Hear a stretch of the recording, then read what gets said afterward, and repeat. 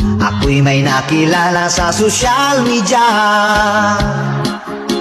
Sa kanyang profile pic ay napakaganda. Ako'y napanganga sa sobrang sexy niya at sa kanyang ganda na maladyosa. Sinubukan ko na i-video call ko siya, pero ang sabi niya ay chat lang daw muna. Hindi pa siya handa na siya'y magpakita. Excited daw ako at yun ang sabi niya. Pero siya ay kinukulit ko talaga. Curious kasi ako sa sobra niyang ganda.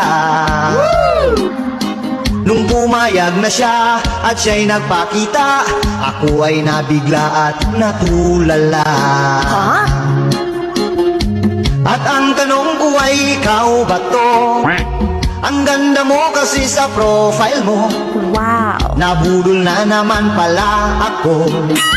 Malas naman ilang beses na to. At binubyo ko pa mga my day mo. Pinusuan ko rin mga picture mo. Akala ko kasi ay totoo. Filter pala ang nagdala nito.